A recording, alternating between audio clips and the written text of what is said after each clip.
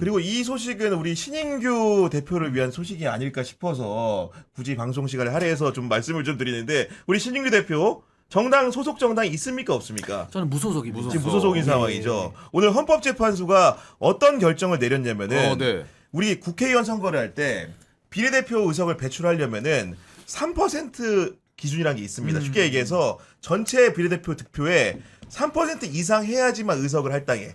쉽게 얘기해서 원래는 그냥 나눗셈을 해가지고 한 석을 가져갈 수 있는 정당도 3% 미만이면은 의석을 안 주는데 그 조항에 대해서 위헌 결정을 내렸습니다. 이렇게 되면 신인규 대표가 만약에 정당을 하나 만들게 되면 다음 총선에 혼자 국회에 입성할 수 있는 거 아닙니까 지금?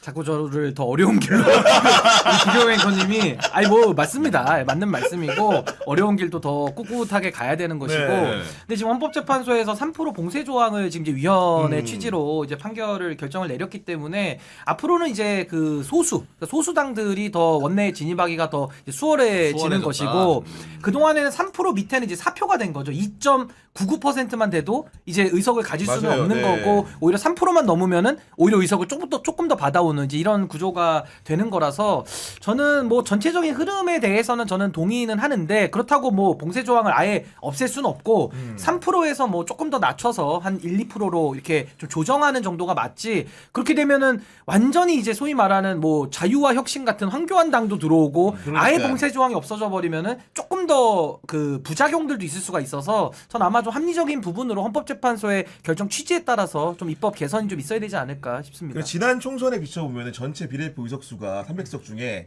46석이었고 제가 득표율을 보니까 그 거대 양당 제외하고 순서가 어떻게 되냐면은 3% 미만으로 득표한 정당 개혁신당은 그 위고 자유통일당이 2.26%. 거기도 의석이 나오는 거지. 녹색정의당 2.14%. 새로운 미래 1.70%, 와. 소나무당 0.43%거든요. 그래서 이제 이거에 비춰 소나무당 같은 경우에는 당시 기준으로 이렇게 바뀐다고 하더라도 뭔가 국회의원을 배출하기 어려운 구조긴 한데 제가 눈에 걸린 부분은 자유통일당.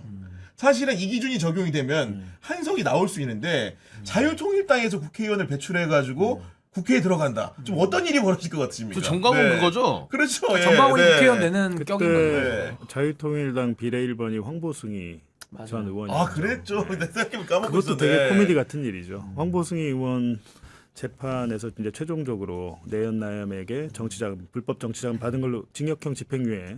근데 제가 예전에 부산 가서 한번 만났어요. 그 아, 내연남을. 그래요? 예, 네. 만났는데 하여튼 뭐 굉장히 사랑하더라고요. 사랑하는 건 맞는데 정말로? 네. 사랑하는 건 맞는데 불법은 불법이기 때문에 그렇게 된 건데 그분이 뜬금없이 거기로 간 것 굉장히 이상하죠. 그냥 공짜로 갔을까라는 생각도 들죠. 의문이 든다는 근데 것이고. 2.17, 2% 정도 나왔다고 해서 한석 줘버리게 되면 그것도 좀 문제네요. 그러니까 근데 원래 46석을 했는데 2% 3% 득표했을 때 한석 받나요? 아니, 만약에 3% 득표가 3점 몇 프로였잖아요. 개혁신당이 맞아, 비례 맞아. 두석이 네, 나왔죠. 네, 두석 그러니까 이제 나왔어요. 나누기를 하다 보니까 배분 기준 때문에 그러니까 아무튼 복잡한 기준이 있죠, 그죠? 계산식이 한식이 복잡해요. 있고, 네, 네. 그런 상황인데 그렇게 되면 적어도 2% 넘었으면 한석 받을 수 있는 가능성이 네, 생기는 가능성이 거네요. 큰 거죠. 그럴 경우에 그렇기 때문에 사실은 과거에는 소수 정당이 대체로 진보 성향의 정당들이 주류였잖아요. 그러다 보니까 이제 아무래도 이제 그런 그 진보 정당들의 원내 진출을 위해서는 이런 기준을 낮춰야 된다, 없애야 된다 이런 논의를 활발했던 것으로 기억하는데 요즘은 그에 못지않게 극우 정당도 존재하고 종교를 표방한 정당도 그렇지. 충분히 나올 수 있겠다 이런 생각이 좀 들거든요. 아니 그래서 네. 저는 제가 정당 바로 세우기 이제 시민단체를 운영을 하잖아요. 그러니까 결국에는 저도 이제 다당제를 멀게는 제가 찬성하는 입장인데 그게 이제 선결 조건들이 있어요. 지금 대한민국 정당이라는 곳이 사실상 관리가 좀 거의 전무하기 때문에 뭐 선관위에서도 그냥 형식적인 통제만 할 뿐이거든요. 그래서 저는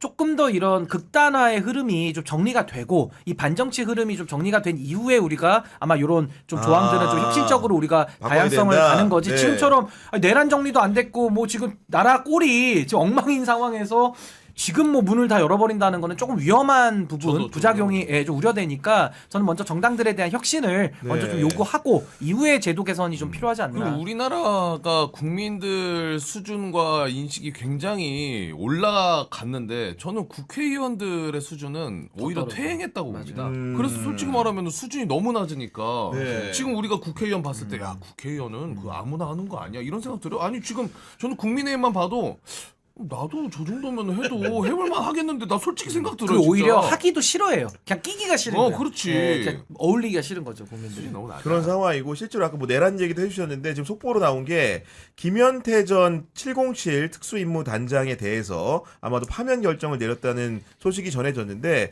김현태 전 단장 같은 경우에는 사실은 몇 가지 의혹들이 제기된 상황이죠. 비상계엄 당시 국회 출동 과정에서 몇 가지 이렇게 한 일들 때문에 돼 있는 상황인데 아마도 이제 내란의 그런 잔불들 같은 경우에도 철저하게 제거하는 방식으로 뭔가 좀 진행은 되고 있는 것 같습니다. 김현태 근데 너무 늦게 된 거 아니에요 파면이? 파면이. 네, 너무 늦게 네, 됐지. 사실은 더 빠르게 이제 정리가 됐어야 되는데 그런 부분들이 좀 속도감 있게 진행되지 않은 부분들에 대해서 갑자기 그거 기억나네요. 김현태가 내란 이후에 갑자기 국힘 애들 만나고 말 바꾸기 하고 난 다음에 해외로 보내달라고 그랬다가 결국에 못 갔잖아요. 도망가려고 했다가 천만 눈물의 기자회견도 생각이 나. 아니 그러니까 이게 12월 3일 그 이후에 12월 9일쯤이었던 걸로 제가 기억을 하는데 그 기자회견을 하는 모습을 볼 때만 해도 많은 분들이 같이 눈물 흘리면서 이분이 정말 의인이구나 했는데 돌변하는 모습을 보여주니까 이게 국회나 이렇게 나와서 증언하는 모습 같은 경우에도 정말로 진실을 말하고 있는 걸까? 이런 의문이 좀 많이 들었거든요. 굉장히 괘씸한 거죠. 그 내란을 진압하고자 하는 국민적 여망에 또 올라타기 위해서 본인의 잘못을 뉘우치지도 않고 그리고 그 다음에 김현태 씨가 법정에 나와가지고 했던 말들 한번 기억해 보시면 정말 괘씸한 짓을 많이 했죠. 그래서 저는 이 내란과 관련해서는 청산이 가장 먼저 이루어져야 되기 때문에 인적 청산도 네. 상당히 중요하다라는 생각이 듭니다. 마지막으로 설문조사 결과 전해드리면 한동훈 전 대표 제명에 대해서 어떻게 생각하십니까 물었고 지금 3,000분 넘게 투표를 해주셨는데 응답자의 79%가 잘한 결정이다. 응답자의 21%가 잘못한 결정이다. 요건데 아까도 말씀드린 것처럼 한동훈 전 대표 개인에 대한 비호감도가 높은 부분을 극복하지 못하면 정치를 사실은 장기 지속적으로 대통령이 되려고 하신 분 아닙니까? 그렇기 때문에 쉽지 않을 수도 있겠다는 생각이 좀 듭니다. 그러니까 정치인들이 사실 뭐 큰 꿈을 다 가질 텐데 그렇다면 비호감도 관리 많이 해야 되거든요. 그렇죠. 근데 참 이 비호감이라는 게 무서운 게 잘 안 지워져요. 그래서 아마 한동훈 대표도 전 대표도 그게 잘 극복이 안 되고 오늘도 뭐 달게 모가지를 비틀어도 새벽은 온다 했는데 저는 그 닭 들을 때 그 닭 들고 있는 게 생각이 또 나더라고요. 그 생닭 들고 있는 사진 있잖아요. 잠이 깰 정도로 그 생닭 들고 있는 사진. 그 사진 기억나실 겁니다. 맞네, 생닭 맞네. 사진. 그래서 닭의 뭐가지? 나 그 닭이 생각나는데 근데 YS가 얘기했을 때는 그게 울림이 있잖아요. 맞아요. 내 양심을 전두환이 뺏지는 못해. 그 닭 아시죠? 그 영상에 있는 거.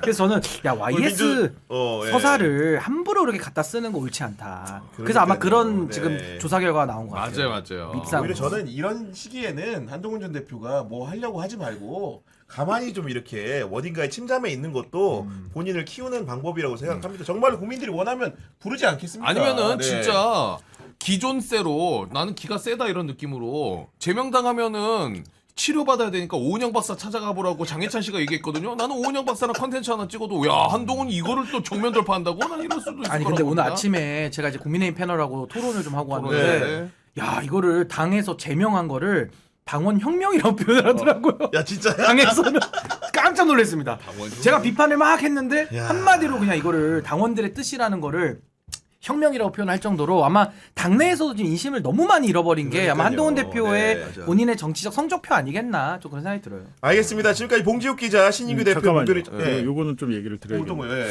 안 그래도 제가 조금 전에 매불쇼에서 우인성 판사란 분이 예전에 했던 판결 중에 정말 납득이 안 되는 판결이 하나 있는데 그때 판결문을 보니까 그때 판결 내용을 보니까 이번에 김건희에 대해서 왜 그렇게 했는지 납득이 되더라 네.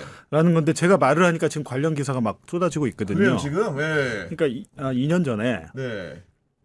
강남 한복판에서 빌딩 옥상에서 의대생이 네. 자신의 여자친구를 회칼로 수십 차례 아 진짜예요? 네, 수십 차례 찔러서 살인했습니다. 살해를 했는데 어디를 찔렀냐면 목을. 의대생이니까 혈관을 다 알잖아요. 진짜 나쁘다. 네, 처음에는 좌측 왼쪽 목을 10차례 이상 찔렀다가 이거 갖다가 제대로 죽을 것 같지 않으니까 경동맥이 우측에 있다고 그러더라고요. 그래서 우측을 다시 찌르고 가운데를 찌르고 이후에 더 잔인한 것은 눈과 코를 다 칼로 네, 쓰레기야. 훼손을 했어요. 네. 사실상 이건 사체 훼손입니다. 네. 그렇죠? 아 진짜 끔찍한데요? 근데 이 의대생이라는 이유로 우인성 판사가 1심 재판을 맡았는데 이것도 마찬가지입니다. 어제 판결할 때 뭐 분리할 때는 피고인의 이익으로 이런 얘기 있잖아요. 네. 이거는 판결문에 안 들어가요. 안 들어갈 거예요. 판결문 나오면 확인해 보면 되겠지만 그때도 마찬가지로 판결문에 들어가지 않는 얘기를 법정에서 했다는 사실이 뒤늦게 밝혀졌는데 이 의대생은 나중에 향후에 사회적으로 기여할 수 있으므로 라는 표현을 했다는 아니 거예요. 그렇게 사람 죽인 사람이 무슨 기여랍니까? 그러니까 이 의대생은 나중에 나오면 또 의사가 돼서 사회에 기여할 수 있지 않느냐라고 하면서 징역 26년을 선고를 했어요. 근데 당시에 검찰의 구형은 사형이었습니다. 아니 누가 봐도 잔혹하게 그렇게 살해했는데. 요즘 검찰이 사형 잘 안 해요. 근데 이건 워낙 잔혹하기 때문에 그렇지. 계획범죄고 그래서 징역 26년을 1심에서 내렸죠. 근데 2심에서 어떻게 되냐면 2심 판사가 이걸 징역 30년으로 올리고 당연하겠죠. 플러스 보호관찰 5년을 더 추가를 해요. 35년을 내려요. 왜 네. 보호관찰 하느냐? 얘는 나오면 재범할 것 같아. 이건 완전 사이코패스잖아요. 그렇죠. 근데 우인성 1심 판사는 재범 가능성을 없다고 본 것 같아요. 그래서 보호관찰도 내리질 않았고 사실상 그러면 저는 어떤 생각이 드냐면 이 피해자의 유족은 어제 우인성 대한민국을 도배한 우인성 판사 얼굴 때문에 본인의 딸을 잃은 지 지금 2년밖에 안 됐습니다. 그 악몽이 되살아나겠구나. 네. 정말로 이거는 충격적이네. 정말 충격적이고 만약에 우인성 부장판사의 그런 그 실언이 맞다고 한다면은 용서할 수 없습니다. 대한민국 국민을 용서해서는 안 되는 부분들이고 범죄 피해자의 문제뿐만이 아니고 정말로 국민을 우롱하는 판결을 했다고 볼 수밖에 근데 없기 어제 때문에 판결이 내려지고 나서도 보수 매체는 뭐라고 나옵니까? 형사법 전문가. 꼼꼼함. 예, 차분하다, 꼼꼼하고 뭐 차분하고 직접 손에 장갑을 끼고 샤넬백을 검수할 정도로 꼼꼼한 판사 이렇게 포장을 하죠. 야 만져보니까 첫 번째 건 무죄였던 모양이네. 보니까 말도 안 되는 아니 놈이야 근데 보니까. 그래서 아까 제가 그 말도 했잖아요. 우인성 재판장이 했던 판결 지금처럼 우리 봉 기자님 말씀해 주시면서 것처럼 과거 얘기도 해야 되는 거예요. 전 이 사람이 그렇지. 도대체 이따위 인식을 가지고 어떻게 형사 재판을 합니까? 그 사람의 생사 여탈권까지 다 틀어지는 그 막강한 권한을 이런 재판을 하는 형태로 계속 해온다? 와 이건 정말 심각한. 지금 문제죠. 뉴 미디어 시대이기 때문에 네. 더 해야 돼요. 다 검증을 해야 될 것 같아요. 그러니까요.